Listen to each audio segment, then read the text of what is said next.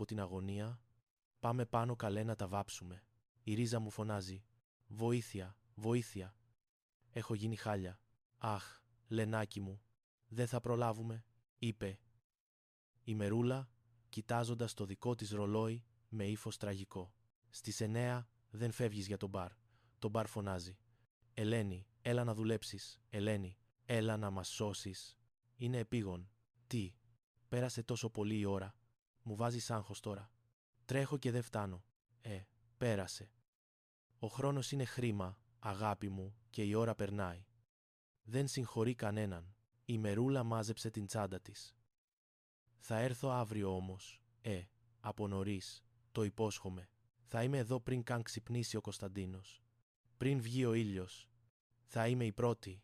Η Μερούλα έκανε μια θεατρινίστικη στροφή προς την έξοδο. Γεια σας, κορίτσια. Τα λέμε αύριο. Καθώς περνούσε δίπλα από τον Κωνσταντίνο, άφησε πίσω της ένα κύμα αρώματος, φρουτώδες, έντονο, ζαλιστικό. Ο Κωνσταντίνος εισέπνευσε ακούσια. Η μυρωδιά της πίτσας είχε εξαφανιστεί, αντικατασταθεί από κάτι πιο επικίνδυνο, την οσμή της γυναίκας. Τα περιμένω αύριο, Εντάξει, να μη μου λείψει ούτε ένα λεπτό από την ομορφιά σας. Φιλιά, φώναξε η Μερούλα και εξαφανίστηκε. Η σιωπή που ακολούθησε ήταν βαριά. Η Ματίνα κοίταξε τα πόδια της με παράπονο. Ας είχα κι εγώ τόσο ωραία πόδια και έτσι μην με βαστούσαν. Θα τα έβαζα σε βιτρίνα. Να τα θαυμάζει όλος ο κόσμος.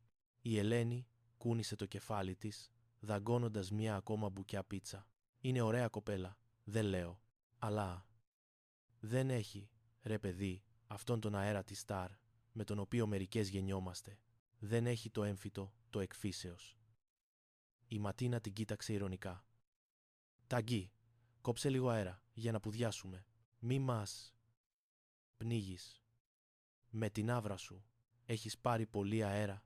Κορίτσια, δεύτερη φέτα πίτσα. Και τρίτη και τέταρτη, φώναξε η Ελένη, αγνοώντας το σχόλιο. Να, χούμε ενέργεια. Για, την σαρακοστή. Θα το ρίξουμε έξω. Και τότε, ο ηφαίστειο εξεράγει. Ο Κωνσταντίνος ξεκόλλησε από τη θέση του. Το πρόσωπό του ήταν παραμορφωμένο από οργή.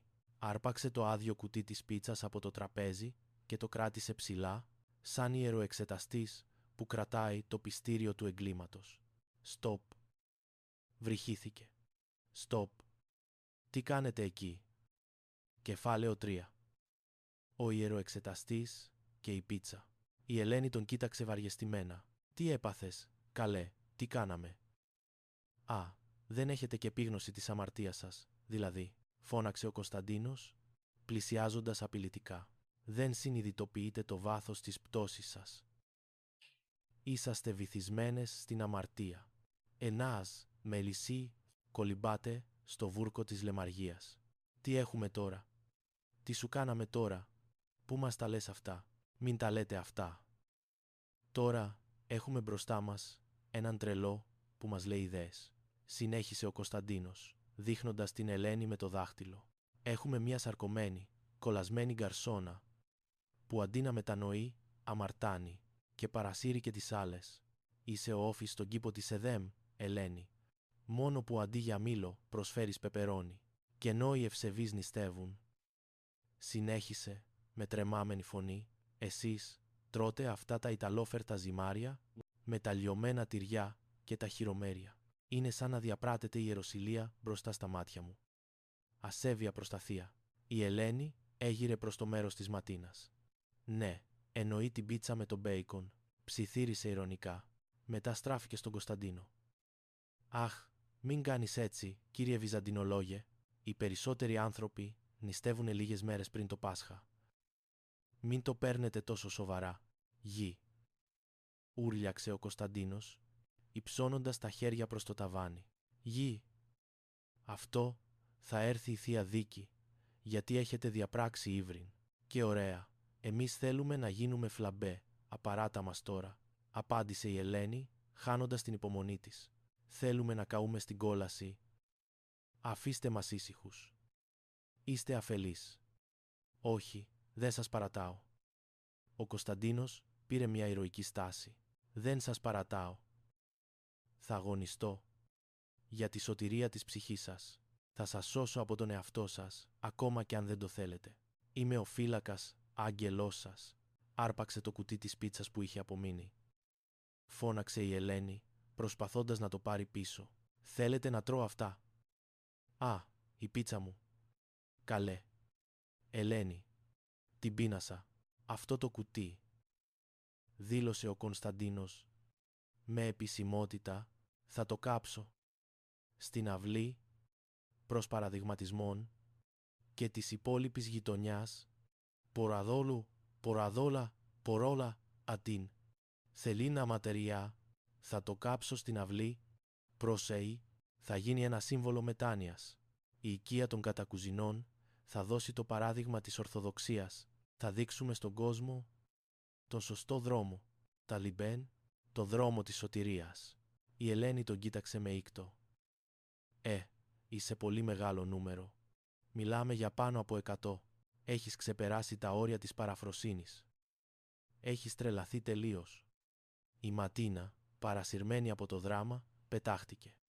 «Πρεσβεύω κι εγώ τις ίδιες αρχές». Ο Κωνσταντίνος την κοίταξε αυστηρά.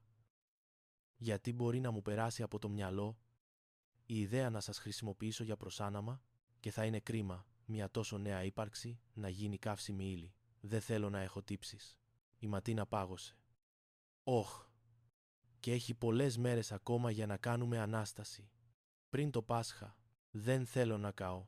«Αχ», αναστέναξε η Ελένη. «Ανάσταση κάναμε σήμερα. Την επόμενη φορά θα κάνουμε ανάληψη γιατί θα απογειωθούμε. Θα πάμε σε άλλο πλανήτη». Κεφάλαιο 4. Η αποκάλυψη του έρωτα. Οι μέρες περνούσαν βαριά στο σπίτι του Αμαρουσίου. Η μυρωδιά της νηστείας, βραστά ρεβίθια και αλάδοτα χόρτα είχε επιστρέψει, αλλά κάτι είχε αλλάξει στον Κωνσταντίνο. Δεν ήταν πια ο ίδιος. Η εικόνα της μερούλας, της κομμότριας με τα φλογερά μαλλιά και την λαϊκή ανεμελιά είχε καρφωθεί στο μυαλό του σαν βυζαντινό ψηφιδωτό. Καθόταν στο γραφείο του προσπαθώντας να γράψει για το αποχετευτικό σύστημα της Κωνσταντινούπολης, αλλά οι λέξεις δεν έβγαιναν. Αντί για υδραγωγία, έβλεπε μπούκλες. Αντί για αυτοκράτορες, έβλεπε την μερούλα να μασάει τσίχλα. Η Ελένη μπήκε στο δωμάτιο, κρατώντας μια λεκάνη με βαφή μαλλιών. «Ποιος, τι έχεις πάθει?» ρώτησε, βλέποντάς τον χαμένο στις σκέψεις του. «Κωνσταντίνος Κατακουζινός. Είμαι ο εαυτός μου», απάντησε εκείνος αμυντικά. «Άντε, ρε, τι λες τώρα?» Ο Κωνσταντίνος δίστασε. Η ανάγκη να μάθει ήταν μεγαλύτερη από την αξιοπρέπειά του. «Θέλω να σε ρωτήσω κάτι», ξεκίνησε δειλά. «Πρόκειται για την κοπέλα που σου φροντίζει την κόμη, την κομμότρια. Είναι πολύ σημαντικό». Η Ελένη τον κοίταξε καχύποπτα. «Την κόμη μου, αντιχριστό, την κομμότρια. Τι θες?» ψιθύρισε στον εαυτό της. «Μην το πεις. Μην το πεις. Θα καταστραφούμε». «Αναρωτιόμουνα αν κουρεύει και άρενες», συνέχισε ο Κωνσταντίνος, υδρώνοντας. «Δηλαδή, θα ήθελα να έρθει εδώ στο σπίτι, να με περιποιηθεί τα μαλλιά μου». Η Ελένη ξέσπασε σε γέλια. «Θες τίποτα άλλο?» «Όχι. Μόνο αυτό είναι πολύ σημαντικό. Το πιο σημαντικό πράγμα στον κόσμο». Ο Κωνσταντίνος πλησίασε την Ελένη, τα μάτια του να γυαλίζουν πίσω από τα χοντρά γυαλιά του.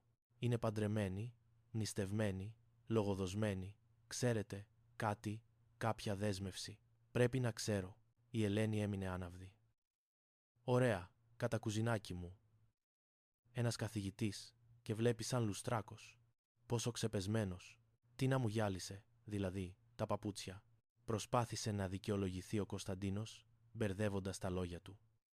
«Ναι, το πρωί είναι λουστράκος. Μην παρερμηνεύεις. Δεν μπορώ άλλο μαζί σου», φώναξε η Ελένη, συνειδητοποιώντας την αλήθεια. «Έλα, ρε», έφαγε φλασιά ο επίκουρος με την κομμότρια και μου ζήτησε για τη διάρκεια του κομμωτηρίου να τη στείλει λουλούδια. Είναι τρελός. Έχει χάσει το μυαλό του. Αλλά για την Ελένη αυτό ήταν βούτυρο στο ψωμί της. Η προοπτική να δει τον σνόμπ, ξινό και συντηρητικό,